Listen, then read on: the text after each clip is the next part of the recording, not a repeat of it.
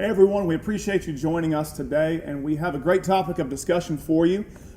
Today we're going to talk about why churches seem to be so divided one from another, and why it seems that in today's realm of Christianity, churches seem to avoid working together and becoming a unit, and they seem to be more divided than ever. So we're gonna talk about that a little bit and try to maybe diagnose some of the reasons that make that happen and maybe what we can do to overcome that as a church. Michael Jones, you always intro us, so today you're going to be the first one to weigh in on this. Sure. So, when you read the Bible and God's talking about the church, it's always the church. My church, one. He has one body. Right. Kind of makes you wonder, like, we're in a small town. There's probably 30 churches within 10 miles of here. Right. At the very bare minimum. That's probably way low. Yeah, it is. So what is it? And there's some people that'll argue, and this is something we even brought up earlier. Well, Paul wrote letters to different churches. Right. The church in Rome, the church in Corinth, the church in Thessalonica. You had all these different churches, but geography's changed in a way. Like churches that are 30 miles apart used to be, that takes you a couple of days to get between them. Now it takes you half an hour to get between them. So churches being separate from each other by geography really shouldn't prevent them from working with each other. Yeah. I mean, in the last 100 years, we've been able to get around pretty quickly between locations. Right. Let alone the last 20 years where you can log on to the internet and it's all instant. Sure. Anywhere in the world. Yeah. Which leads me to believe that it has nothing to do with, will we just reach the people that are within our area and they reach the people that are within their area. If that was true, then there would be like one church in a city. Yeah. Yeah, and they would be full. Yeah. And they would have limitless seating capacity. So it's like, what's the deal? What's the reason? Why does what we have right now look so much different than what the early church had? Even of course, geographically, like you said, it's more condensed now, but what's the problem? Is it God? Does God want all this division? Does God want all this separation? When he said through the Apostle Paul, it's one body, many members, not one body, many churches, not one body, Right. Many denominations, not one body, many processes, many systems. It's one body, many members, talking about us, the people, individually. So where did it run amok? Where did it get messed up? I think somewhere along the way, we as Christians developed this mindset, and we developed this pride that gave us the audacity to look at another Christian, another group of Christians, and say, I'm right, you're wrong, and therefore don't associate with me. Right. Even if it means winning people to the Lord together. Yeah. Nope. What's crazy is these people, so what you're talking about is a lot of the, different churches believe differently, Yeah. which is why they're separate. Sure. But most of them, at least, talking about Protestant Christian churches, most of them agree on salvation through faith in the death, burial, and resurrection of Jesus. Right. Which, in my Bible, is the only thing that really, at the end of the day, determines whether you're a part of the church or not. Yeah, it does. And they've been like, they think this way about how people should dress. Like, literally, that's a thing that people have a whole separate church over. Or Yeah. they sing songs that we don't like. Yeah. And that's literally the entire reason that they have a separate church in a lot of cases. Right. Sure. And it reminds me of what Paul said. He was talking, and I'm going to butcher some context here, so forgive me. But Do it. Chop it up. he said, I determined to know one thing among you. And then he goes on to talk about, Jesus is the one thing. Yeah. Right. I determined to know one thing. And now Paul knew a lot of stuff. I mean, he wrote half the New Testament. He knew an awful lot of stuff. But the only thing that mattered to him at the end of the day was the one thing. And somehow or another, I think we've just gotten so far from that. I think too, over time, the church has sort of evolved and developed into this thing that's more about personal preference. Yes. I mean, a lot of I mean, Absolutely. and like I'm not a denominations guy, but you know, I mean, a lot of denominations are based in preference or interpretation and things like that. And it's like you said, at the end of the day, it's just Jesus. I was reading something yesterday, actually, it was really interesting, some Barna research about how many Americans that identify as Christians travel abroad. And I'm not talking about going and staying at a Sandals in the Bahamas, but like travel abroad, go to a third world country and actually do mission work. And it's minute. Sure. And most Christians in America have no idea what Christianity looks like anywhere else. That's right. They have no idea the level of persecution that people in China are facing right now just to have a Bible in their hand. Yeah. You know what I mean? So I think, you know, with all the things that we enjoy, we have this comfort level that allows us to develop prejudices and allows us to create divisions and things like that. And it's been like that for a very long time in this country. I don't personally believe that Christianity as a whole looks anything like it looks here anywhere else in the world. You're right. I really don't. I mean, because in other places, it's just Jesus. Yeah. I mean, you know, of course, you know, if you study history, you have the Catholic movement that went and just planted churches all over the world and assimilated millions of people into the Catholic faith and things like that. And then you have the Lutheran movement and all these other things. But if you go to Haiti, or you go to sub-Saharan Africa, or you go over into Eastern Europe, or even into a place like China, people are just hungry for Jesus. That's right. They don't care if you're a Baptist or you're a holiness or a Pentecost. They don't care. It's Jesus, because Jesus is what gets people to God. It's what gets people That's to it. heaven. That's it. And we miss that a lot of times. We get caught up on what somebody looks like or what somebody sounds like, or, well, he's got this translation of the Bible, you know. And I mean, in reality, at the end of the day, it's just Jesus. Yes. And a lot of American churches, I mean, you can throw Canada in there, I guess, if you want to. I mean, but but I mean, you know, they don't. People just don't preach Jesus anymore. It's all preference. It is. And you can see where man has put his hands all over this thing. Yeah. Because we, collectively, as the human race and believers, sadly, we value our differences more than we do the number one similarity we have, which is Jesus. Yeah.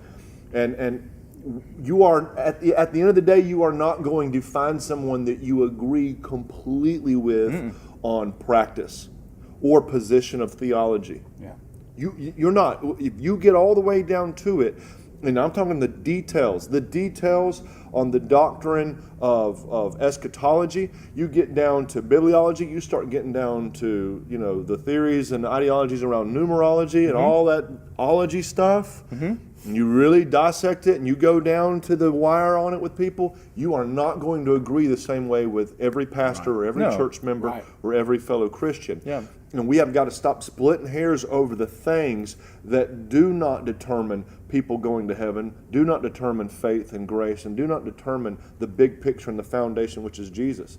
And we've traded the foundation for the structure. Yeah. Yes. We've got it backwards. We've got it Yeah. upside down. That's why Yeah. it's upside down. Yeah. And we wonder why everything is so unstable, because we're trying to build on the top of this thing instead of the bottom of it. I used to be one of those people, though. Sure. I used to be one of those people that could look at the sign, and in my mind, I'd be cynical and I'd ridicule. I could be one of those people that get up from the pulpit as a 25-year-old pastor or preacher or an evangelist, and I already knew it all, and I knew why I was right and everybody else was wrong. Yeah. And man, God has brought me a long way from that, and all of us too. We've all absolutely. kind of been there. Yeah. I was neck deep in it, and it was poisonous. It was toxic, and it doesn't bring anybody together on Jesus. It just separates people and it confuses people. Yes. And it's not biblical. You're right. It doesn't look anything like what he died for. Doesn't look anything like what he's coming back to get. That's right. That's right. We're very far removed from that. So, like Jake said initially, what could we do? What can we do as believers? What can we do as churches to fix this? Yeah. To be what he said. Yeah, I think one of the main things for us is you have to be willing to get uncomfortable. Yes. You have to be willing to step outside of what you know and what you're comfortable with. And I mean, when you look at the churches that are listed in the New Testament, and you look at the churches listed in the book of Revelations, it gives us attributes of each church. They were all different. They were all different. They were all unique. That's right. But they were united. And what's interesting is so many people value their uniqueness over unity. It's like, well, this is what we do, and nobody else can do it like we do it. You know what I mean? Oh yeah. Yeah. Oh yeah. You know, and we miss it. I mean, that to me, that's a literal way of looking at churches that quench the spirit. Yeah. You know. We have the blueprint to make this as successful as possible. Yeah. Better together creates a synergy to change this Right. world and the world around us. Right. And we're doing the opposite of the blueprint. Yeah. Yeah, yeah. We have to start. One thing, another thing we can do is start looking at it, instead of looking at it like our church, look at it like His church. That's right. You know, we tend to possess things and say, you know, this is mine. Don't mess with what's mine. You know, like when you were a kid, you didn't want to share your toy. I mean, that's how we get with church. That's how we Yeah. get with our what we call the religion, whatever you want to call it. That's how we get. I mean, we hold that thing close and we say, don't mess with it, don't touch it. It is mine. When really it was never ours to begin No. with. That's right. We just happen, by the grace of God, to get in on what God was building. That's right. We just happened to find our way in, and somehow we lost the wonder Oh, wow. of what Jesus let us be a part of. Yeah, that's awesome. Somewhere we lost the awe of, my sins are gone and I can tell the whole world. Yeah. Man, That's right. let's build this thing. Yeah, Let's build this thing. And to get back to the simplicity of what the mission of God was when He sent His Son to die. Yeah. And He said, upon this rock I will build my church, the gates of hell will not prevail against it. Mm-hmm. And so the real church, it will be built. Yeah. And it will be expanded. And His kingdom will get built. It's just a matter of whether we can put our junk aside long enough to get in on it and do it. You got to crucify your preferences. Yeah. Crucify your personal views. Yeah. Yeah. And get biblical. Yeah. And get aligned with what God said about being one body and being united and working together. Try the spirits. See whether they be of God. Yeah. That's right. There are many false. You know, we're not here saying that there's nobody out there lying and selling That's garbage. right. Yeah. You know, there's false prophets in the world. There's Satan's Antichrist. always got counterfeits. Exactly. But the truth always, you know, light outshines darkness every time. Absolutely. So when it's bearing witness with your spirit, try those spirits. See whether they be of God.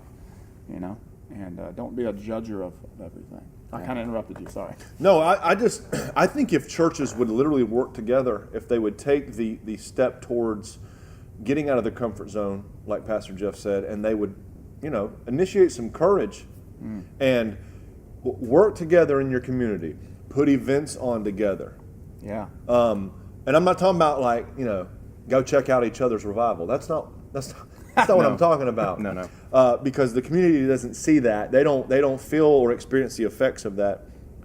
If churches would literally, and the leadership of the churches would collaborate, sit down together and pray together and talk with each other and converse about how can we better impact this community. What can we do to be selfless and be outside of ourselves and not promote the name on our sign or not promote our agenda or our kids' ministry? What can we do to impact this community? How can we feed more people? How can we clothe more people? How can we bless more people? How can we be the generous church Jesus died for? How can we do that, and how can we do it together? Not you do it in your corner, I'll do it in my corner, and then we'll have a pissing contest. That's not what this is. That's not what it's supposed to be. That's right. I did say that. That's all right. Because I am sick and tired of seeing this thing strangle the life that the Spirit's trying to put into the church. Yeah. And we have to crucify that. We have to kill it. And, you know, I'm open to working with people. I'm open to working with churches. I want to be unified because this is not about me. It ain't about us. It ain't about our skill set, our gifts, our individual calling. Jake said it. We had nothing to do with this, and Jesus let us be a part of it. The Spirit baptized us into the body. I will gladly turn over the reins to the Holy Spirit and get on board with other people and do whatever we have to do to change the world, and starting with the world around us. And that starts when churches get united. Church members look at it that way. Pastors are the leadership, the deacons, the trustees, whoever the heck makes up the governing board of your church, that's where it starts. Yes. And more likely than not, that's where the problem is. Yeah. Preachers are so prideful. Pastors are so possessive. They're so they're scared. They're scared somebody's going to steal their members that don't belong to them. They're scared somebody's going to steal their thunder when they don't have any anyway. They're scared somebody's going to preach better than them, lead better than them, make better decisions, run more people, have more salvations. And all the time we're causing division among something that God died to be unified. That's right. Yeah. When's the last time you shared your best idea with somebody else and let them take it and run with it? That's a great way to look at it. Yeah. You know, if you look, just to kind of encompass this whole thing here, when you look at the world right now, the world through TV, marketing, songs, the secular world, it is starving for unity. Yeah. Sure is. Absolutely. It is starving for. You see it, and of course we know what it's moving toward. We know what the Bible prophesies. Everyone's starving to come together. What would happen if the church did before the world did? What would happen if the church got ahead of the curve on that? Because the world is starving for it. The world wants it so bad, and right now when they look at Christianity, they don't see it. And that's why they're starving for it. Yeah. Because they can't be a part of something that's unified. They reject what they see in us. So you know who's Yeah. doing it? Satan's working on it. Darn right he is. He's working on it. Yeah, he is. He's trying to get everybody unified on the other side because the church is so divided. Very good. Challenge yourself.